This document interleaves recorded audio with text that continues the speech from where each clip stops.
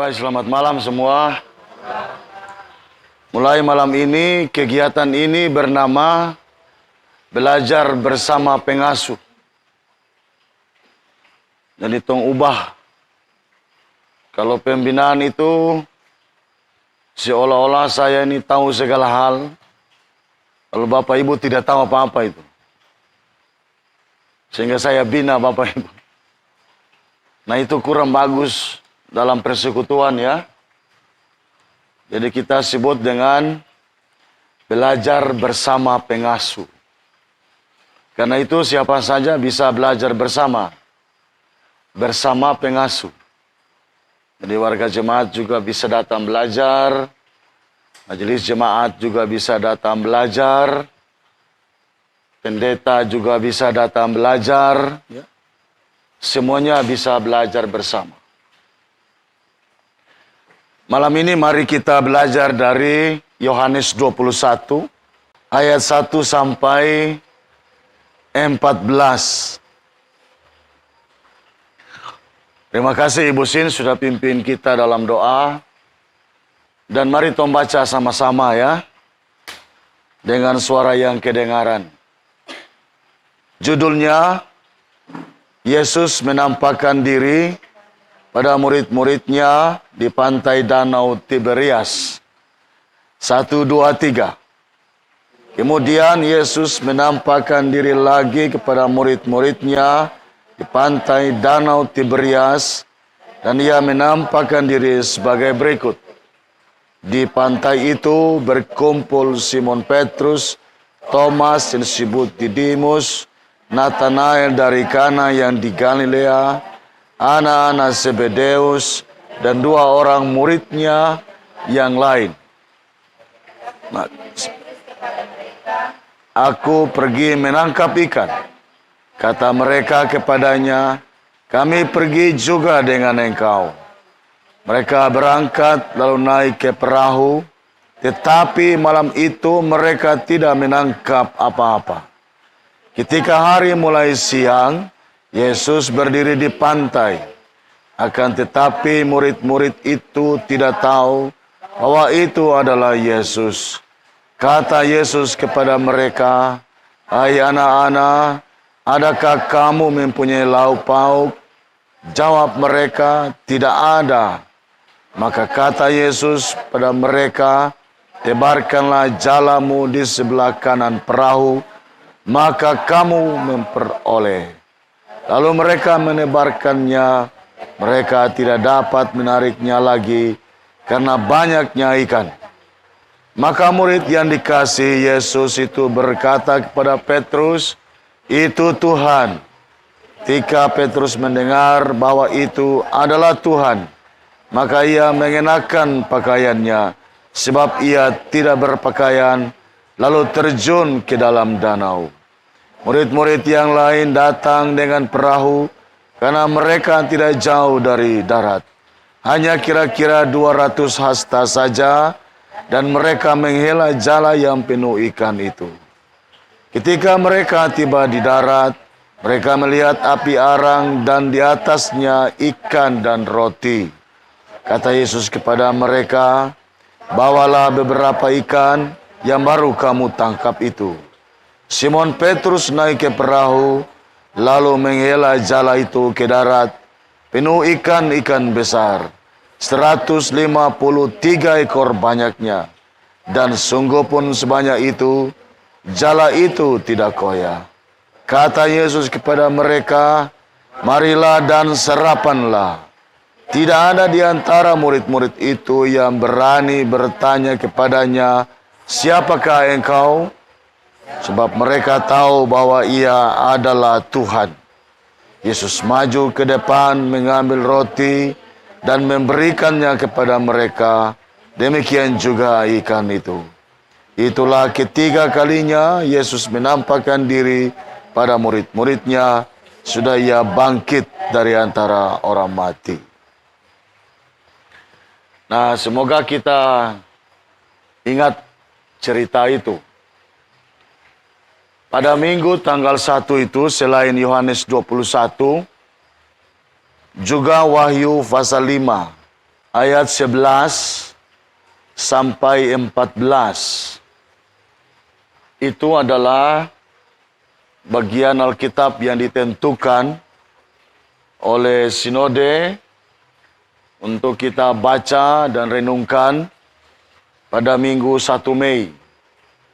Tetapi malam ini kita tidak akan melihat Wahyu. Malam ini kita hanya melihat Yohanes pasal 21 ya.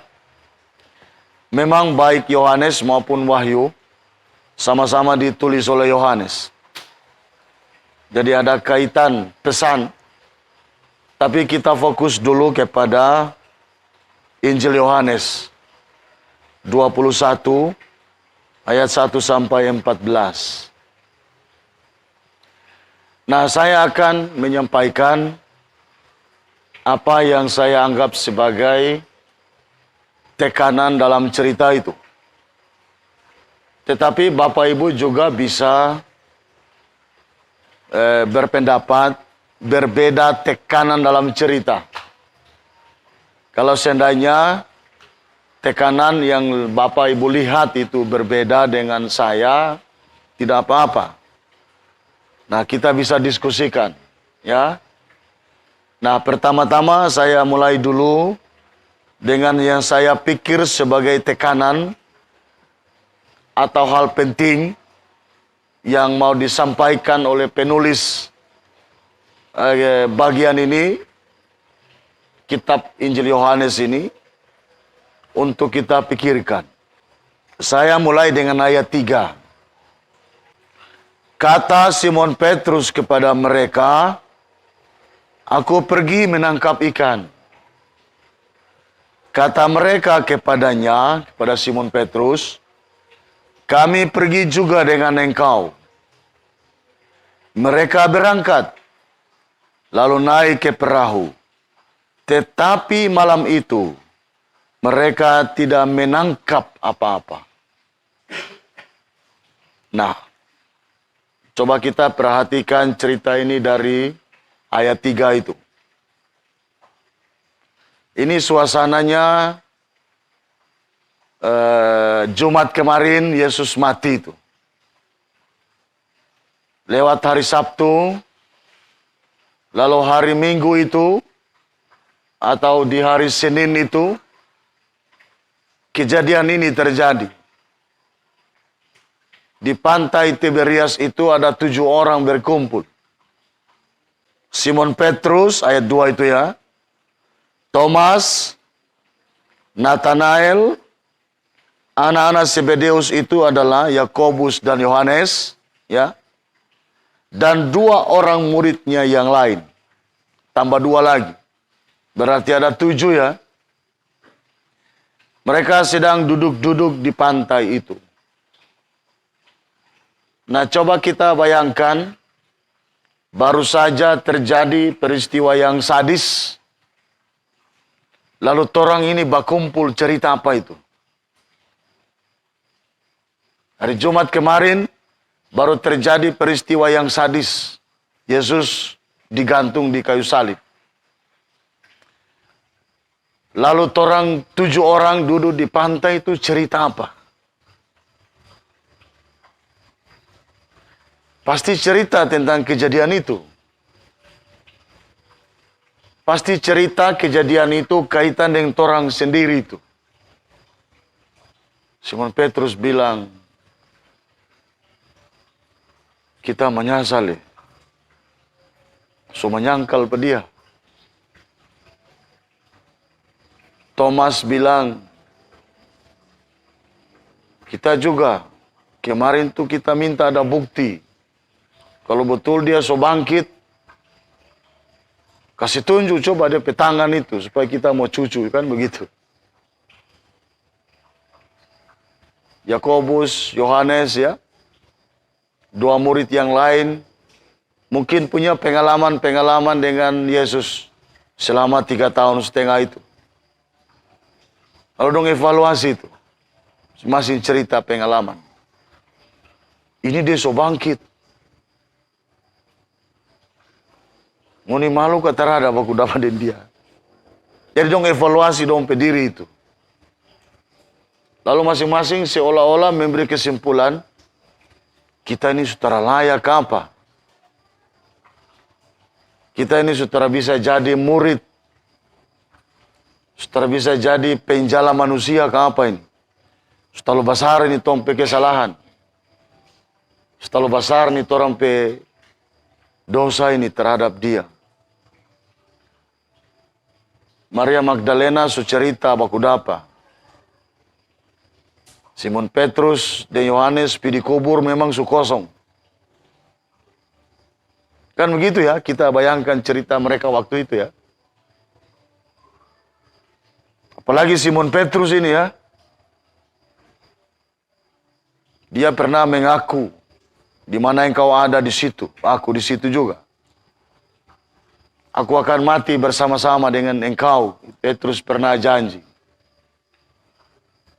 Lalu Yesus kasih ingat, sebelum ayam berkokok, 3 kali itu nggak langsung menyangkal. Dan memang terjadi. Jadi ini malu ini sebenarnya ya. Betapa malunya mereka, merasa tidak layaknya mereka. Ini tugas mulia ini. Menjadi penjala manusia. Kung torang yang begini bagaimana ini? Ini dia so bangkit ini. Nah itu Petrus bilang, kita penjala ikan ulang. Kita sudah mau penjala manusia. Kita penjala ikan sudah. Saudara layak ini, saudara cocok ini. Nah itu dia bilang di ayat 3 itu. Aku pergi menangkap ikan. Kalau saya periksa naskah aslinya itu bilang begini. Aku mau undur jadi penjala ikan.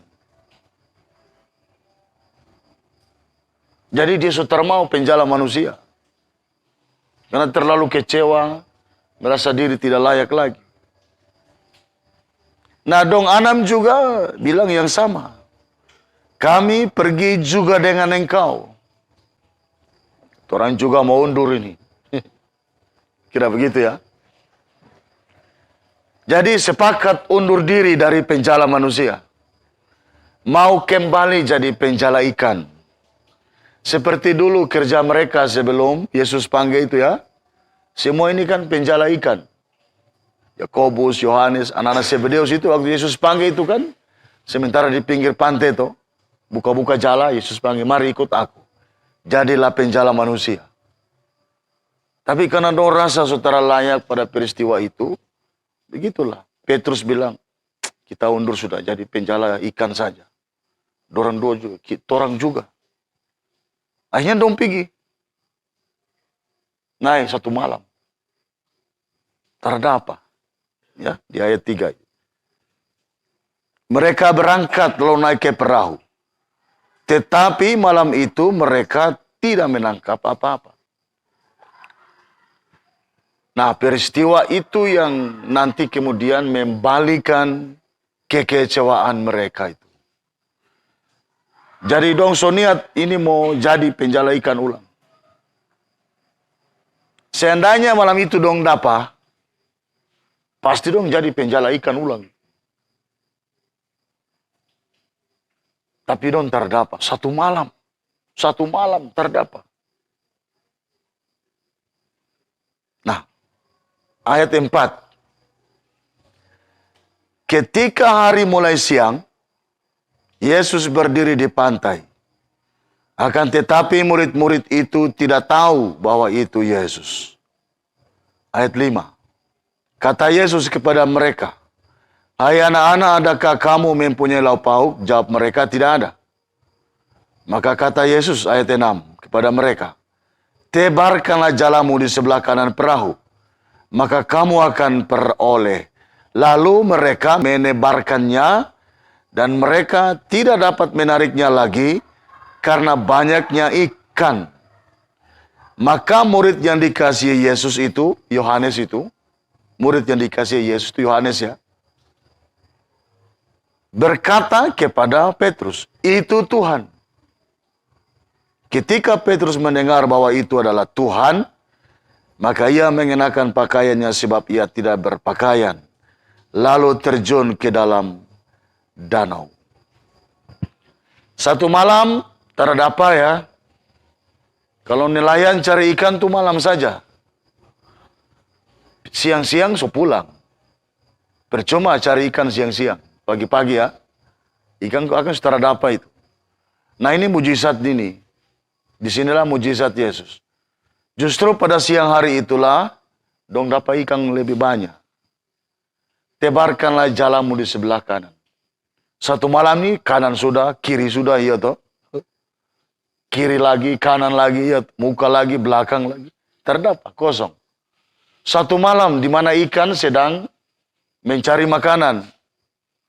Dan biasanya orang cari ikan, jala ikan itu malam hari. Nah, Yesus suruh siang-siang ini.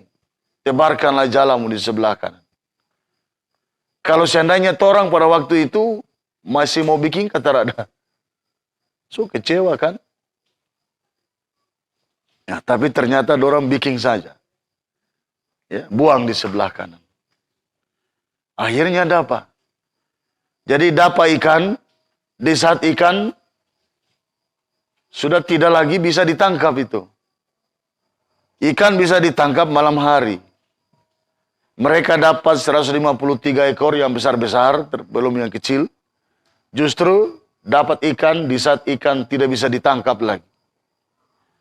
Nah itu keajaibannya di situ. Dan keajaiban itulah yang mengubah mereka.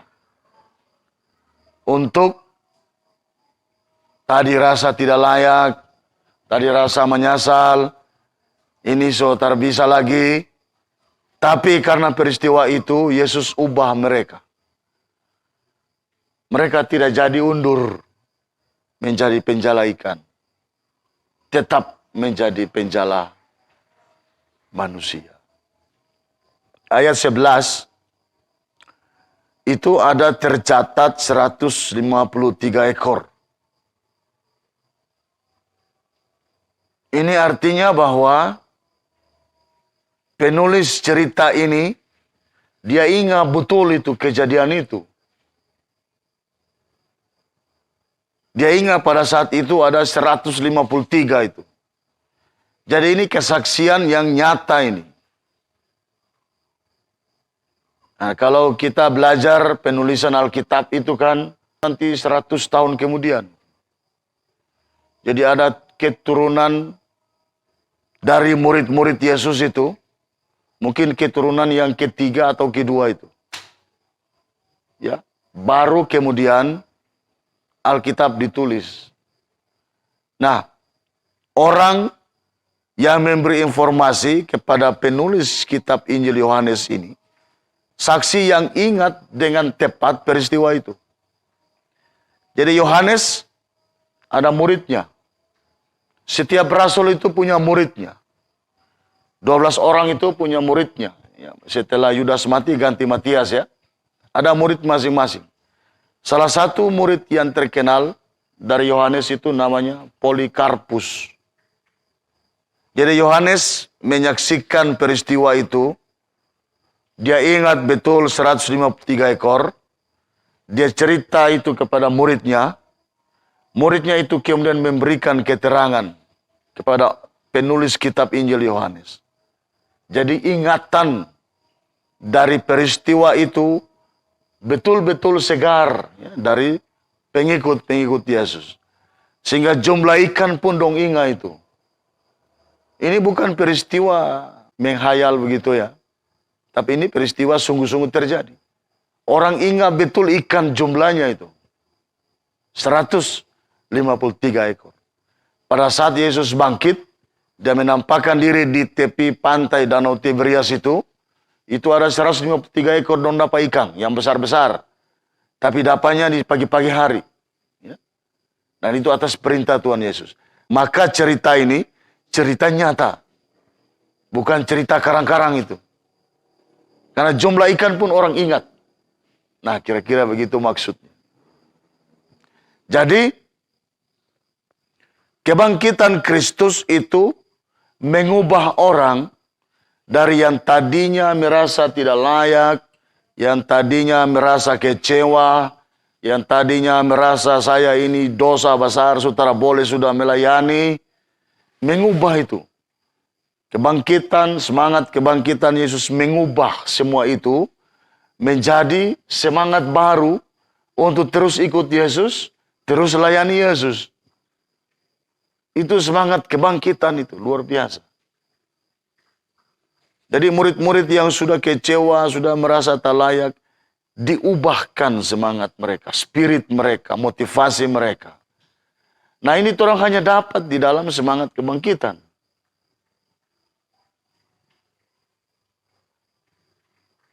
Kalau orang suka kecewa kan tumbaku nasihat juga setengah mati ya.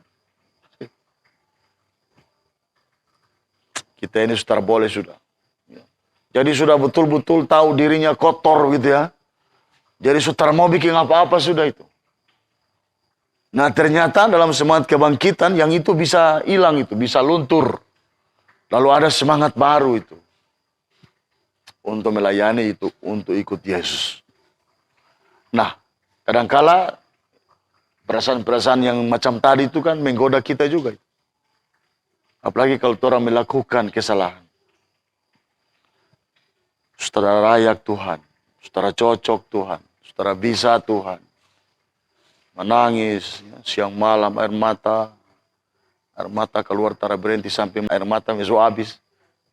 Menangis, begitu ya. Saudara keluar kamar. Pak itu panggil saudara mau, ma itu panggil saudara mau. Itu depresi itu ya. Kecewa berat. Kadangkala pergumulan-pergumulan kita begitu membuat kita tidak saja lemah dan lesu, tapi juga bisa berubah orientasi itu. Seperti 7 orang ini. Merubah orientasi hidup dari penjala manusia, mau menjadi penjala ikan. Ubah orientasi hidup. Jadi kekecewaan bisa membuat orang sendiri menjadi menyangkal orientasi hidup yang mulia, yang penting, lalu mengerjakan yang katakanlah untuk kepentingan diri sendiri itu. Cari ikan saja. Yang penting makan habis, istirahat. Kira-kira begitu ya. Setelah mau urus yang lain itu. Setelah mau mengabdi lagi, setelah pusing lagi dengan kegiatan masyarakat, kegiatan jemaat. Pokoknya kita ini cari makan, pulang tidur, bangun, cari makan, pulang tidur, bangun. Cuma itu. Karena percuma hidup melayani lagi. Ya, semacam begitu. Kalau orang mengalami kekecewaan. Bisa merubah hidupnya. Orientasi hidup. Malah bisa menjadi lebih jahat. Dulunya baik-baik. Tapi kemudian menjadi jahat. Orang kemudian heran-heran. Kenapa kau dia so pemalas ibadah? Kenapa kau dia so pemalas berdoa? Kenapa kau ni anak ini dia so pemalas pergi sekolah? Kenapa ini kerja-kerja menurut datang-datang? Dulu rajin sekolah, dulu rajin melayani. Kenapa bisa begitu ya? Orang bisa heran. Nah, tapi coba kita datang melakukan tanya jawab dengan dia. Siapa tahu dia merasakan seperti yang dirasakan 7 orang ini di tepi pantai itu. Merasa diri tak layak lagi, lalu dia tutup diri itu. Nah orang-orang begini itu orang cerita ini kejadian ini pasti dia bangkit semangat.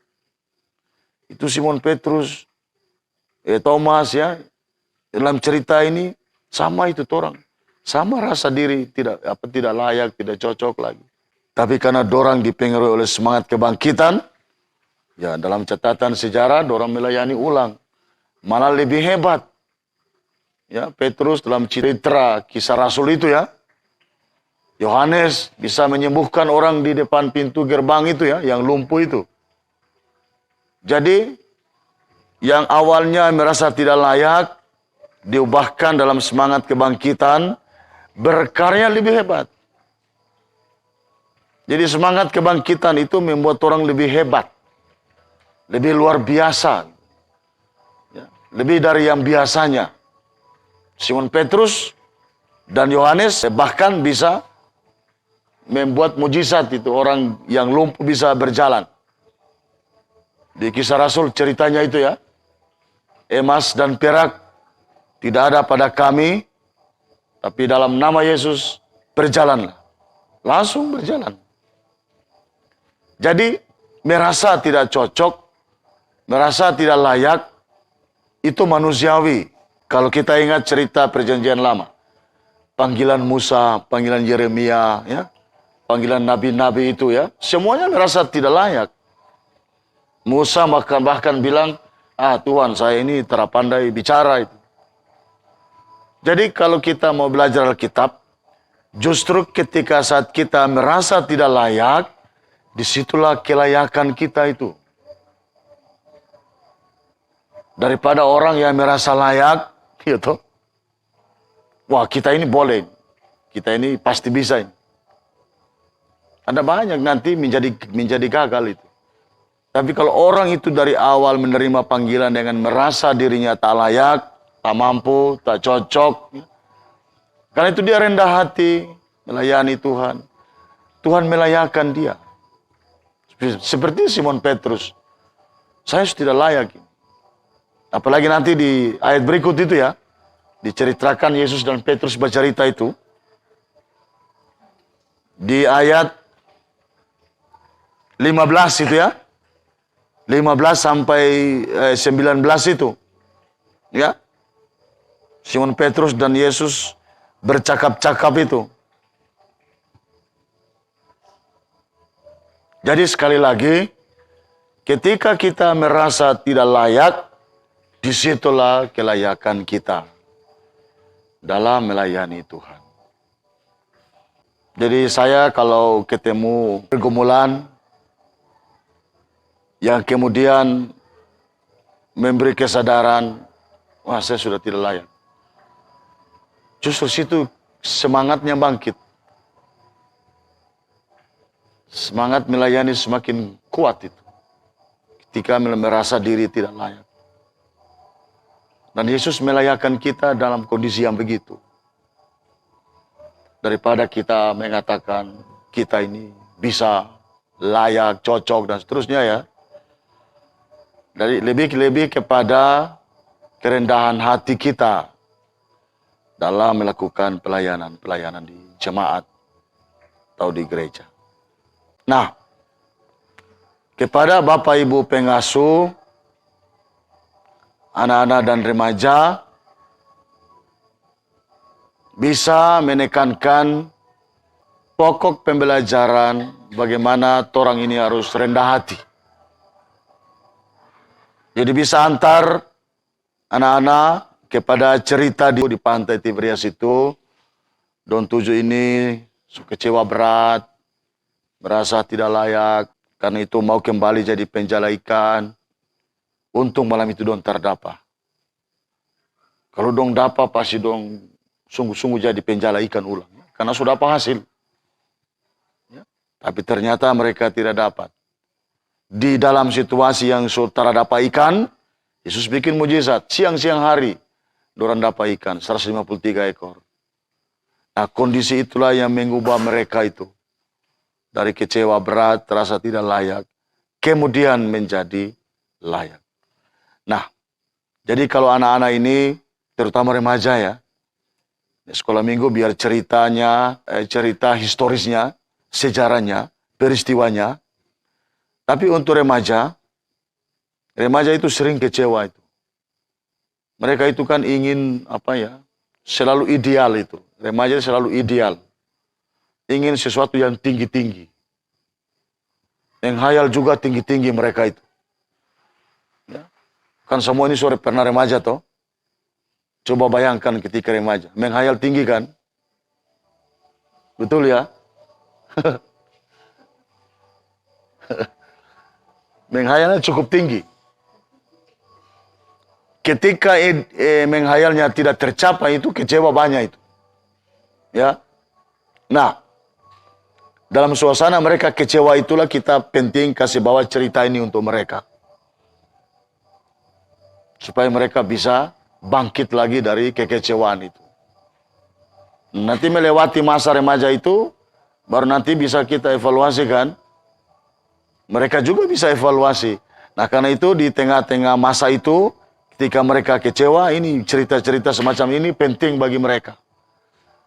Untuk mengolah kekecewaan mereka itu. Apalagi kalau dong apa itu namanya itu? Cinta buta itu. Remaja tuh cinta butanya kuat ya. Semua pernah rasakan? Ya. Cinta butanya kuat. Tapi kemudian yang dia cintai buta itu, taramester pada dia itu. Kecewa itu. Dia caper, cari perhatian ulang-ulang, tapi terdapat perhatian. Dia kecewa. Baik laki-laki maupun perempuan sama itu. Di masa remaja itu begitu. Nah karena itu tong lihat dong selalu meniso itu. Iya itu. Meniso. Dong bicara mereka kasih kuat. Dong tertawa mereka kasih kuat. Itu meniso namanya, caper itu. Itu di usia remaja itu. Cari perhatian dari orang yang dong cinta buta itu. Ketika terdapat, misalnya di dalam kebaktian bersama, pulang itu kan dia menghayal ulang itu. Dia berpikir yang tadi itu, terdapat perhatian itu. Nah bisa dia kecewa itu. Juga di sekolahnya. Di dalam gereja, dalam jemaat, juga di sekolah. Dalam pergaulan hari-hari juga begitu. Nah, kita penting mendukung mereka untuk tidak kecewa itu. Nah, cerita-cerita ini penting bagi mereka. Sekolah minggu bisa tekankan kepada cerita sejarah saja ya. Sejarah historisnya, hari Jumat, dan seterusnya ya, di pantai, lalu cerita itu. Oke, kalau saya melihat cerita ini begitu. Nah, tapi coba kalau Bapak Ibu punya mata yang lain. Bisa orang diskusi. Mari, silakan. Bisa pertanyaan, bisa juga apa yang Bapak Ibu pikirkan. Di sini saya mau tanyakan Pak, apa yang menyebabkan mereka sehingga mereka tidak mengenal kehadiran Yesus saat itu? Apakah saat Yesus hadir di tengah-tengah mereka saat itu, Yesus itu hadir dengan wujud yang lain atau? Karena kalau lihat ayat 4 sampai 6 di sini, Yesus berbicara dengan mereka tapi mereka tidak tahu kalau itu Yesus.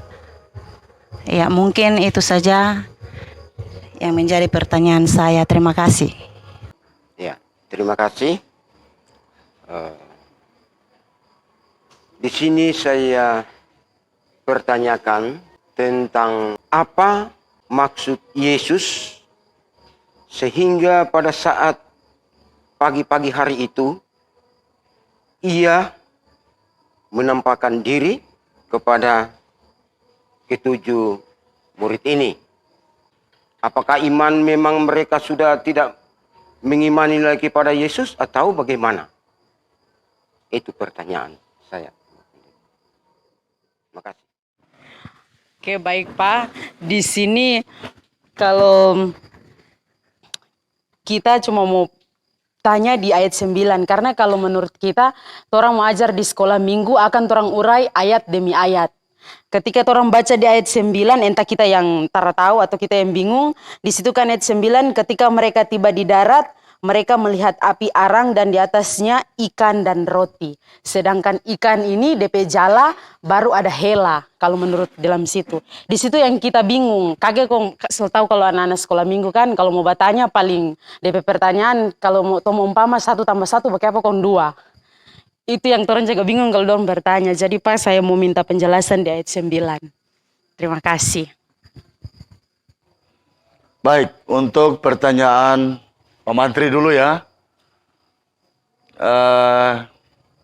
Maksud dari seluruh kisah penampakan Yesus ya, tidak saja di pantai Danau Tiberias. Tentu ada maksud dari Yesus sendiri dalam rangka karya-karya keselamatannya untuk dimengerti. Tetapi kita bisa lihat dari kondisi para murid Yesus menghadapi tragisnya Jumat Agung. Ya. Bahkan sebelum itu Yesus sudah bilang ulang-ulang, pada hari yang ketiga saya akan bangkit. Ya. Tetapi kekecewaan yang menimpa mereka itu kemudian membuat mereka tidak ingat lagi, lupa lagi, buyar lagi ya, semua pengetahuan, ajaran yang disampaikan oleh Yesus itu. Jadi dari sudut para murid Yesus, kisah penampakan itu begitu penting. Sehingga seluruh perkataan dan pengajaran-pengajaran Tuhan Yesus itu kemudian mereka pikirkan ulang sehingga ingat bahwa memang mereka dipanggil khusus untuk rancangan keselamatan yang sudah Tuhan rencanakan bagi dunia ini. Jadi semacam pemulihan dari duka cita mereka, kekecewaan mereka. Supaya tetap bersemangat. Ya. Karena ini kita mengarah kepada satu kehidupan baru, dunia baru, yang perlu kalian-kalian ini, murid-murid ini. Ya. Jadi murid Yesus itu ada 12 orang, tapi ada yang 70 orang itu, yang pernah dia panggil juga ya. Dan bahkan ada yang ikut misalnya 5.000 orang makan roti 2 ikan. Ya. Nah itu murid-murid itu. Jadi murid-murid ini memang perlu mendapat penguatan-penguatan. Bahkan kalau kita ingat di suatu ruang terkunci, Yesus menampakkan diri, ada Thomas di situ, dia hembuskan Roh Kudus itu. Supaya mereka kembali punya semangat. Setelah hati mereka kemarin itu kabur ya, hati kecewa dan seterusnya. Jadi dari sudut murid-murid Yesus, penampakan diri Yesus sesudah bangkit itu menguatkan mereka. Supaya mereka yakin ini Tuhan ini sudah mati. Tidak ada manusia yang mati bangkit ya. Hanya Dia, Tuhan. Dan ketika Yesus bangkit itulah maka kita ini juga memperoleh kebangkitan. Ya, di hari terakhir itu. Jadi ini kebutuhan para murid. Kita semua juga kan sering butuh kehadiran Tuhan, kehadiran Yesus. Sekalipun kita kadang-kala melihat Yesus dengan cara yang lain. Mungkin dia tidak menampakkan diri kepada kita. Tapi kita bisa merasakan kehadirannya ya, dalam setiap pergumulan kita. Untuk apa? Supaya orang kuat itu. Menghadapi pergumulan-pergumulan hidup. Jadi Yesus hadir dalam berbagai bentuk. Ayat 4 dan 5 ya. Ya. Jadi ini penulis menceritakan atas kesaksian dari orang yang menerima kisah penampakan Yesus di pantai Danau Tiberias. Nah, tadi saya sudah bilang, sesudah tahun 100 Masehi itu baru orang menulis ya, kisah-kisah itu. Jadi, si penulis kitab Injil Yohanes ini, dengar cerita dari orang yang bersaksi tentang kejadian Yesus menampakkan diri di pantai Danau Tiberias. Urutannya seperti dalam cerita ini. Jadi, dong 7 orang bercerita habis, dong baku panggil, menjala ikan. Satu malam dong terdapat, itu dia cerita. Tiba-tiba pagi-pagi, Yesus menampakkan diri, tapi dong tak tahu itu. Bahwa itu Yesus. Jadi ini gaya penulis yang cerita. Dia sedang cerita. Dia dengar orang cerita, lalu dia tulis ini. Ya, jadi pagi-pagi itu dong tidak dapat ikan, lalu ada Yesus di situ berdiri. Tapi dong tak tahu itu Yesus. Nah, pertanyaannya, mengapa dong tidak tahu itu Yesus? Bisa kemungkinan 2 hal, seperti 2 orang yang ke Emmaus itu. Bisa terjadi Yesus yang bangkit itu wujudnya lain.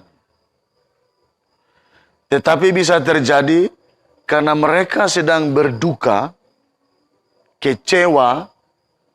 kekecewaan dan duka itu menutup pandangan mereka. Kalau di 2 Emmaus itu kan dia bilang, ada sesuatu yang menghalangi mata mereka. Sehingga mereka tidak mengenal dia. Apa itu? Ya duka cita mereka, kekecewaan mereka, rasa ketidaklayakan mereka itu membuat pandangan ini so beda. Biasa orang yang kecewa itu begitu. Pandangan, visi, pandangan ke depan so kabur itu. Ya. Dua kemungkinan itu. Bisa saja Yesus punya wujud lain. Tapi bisa saja karena kekecewaan mereka itulah, mereka tidak tahu lagi itu Yesus. Malah dalam cerita tertentu dong pikir itu hantu. Ya. Jadi itu memang pandangan dari mata yang kecewa. Pandangan dari mata yang sedang duka, yang mendalam sekali. Menyebabkan mereka begitu. Nah, cerita selanjutnya itulah yang kemudian mengubah mereka. Matanya kembali melihat Yesus yang sebenarnya, walaupun di ayat berapa? 12 ya. Mereka takut menanyakan itu. Siapakah dia? Karena dong so tahu ini pasti dia ini. Sehingga dong terberani tanya. Ini pasti Yesus ini. Ini Tuhan kita ini. Jadi sudah berani tanya. Dong ikut saja apa yang Yesus minta itu. Mari sarapanlah. Ayat 9. Itu siang-siang saja dia bisa suruh tebarkan di sebelah kanan, kalian pasti dapat. Betapa susahnya dia sebelum mereka tangkap, dia sudah tangkap ke muka itu. Itu? Ya, jadi dia siapkan. Apalagi dia berencana menyiapkan makanan untuk mereka itu. Jadi dia seolah-olah dia tanya di ayat berapa itu ya? Hai anak-anak, ayat 5. Adakah kamu mempunyai lauk pauk? Tidak ada, menurut terhadapamu. Tapi dia sudah siapkan itu, ya sebelum itu. Di ayat 9 itu. Ketika mereka tiba di darat, mereka melihat api arang dan di atasnya ikan dan roti. Roti juga. Itu juga bagian dari mujizat Yesus pada pertemuan di Tiberias itu. Roti berapa susah ya, karena dia sudah bangkit, mujizatnya bisa dia bikin. Tapi juga bisa dia singgah di kios buton situ. Beli rabu-rabu ya. Beli rabu-rabu lalu ini dia lihat ini ada orang 7 orang ini so kecewa ini ya. Dari kemarin mereka kecewa, malam terdapat ikan. Singgah dulu di kios buton beli roti. Ikan ini gampang ya. Lalu bakar kasih siap. Lalu membuat mujizat untuk mereka.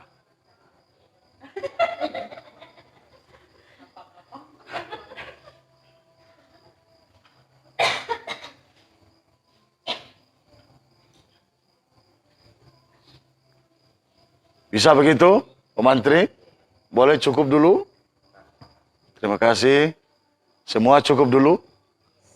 Oke.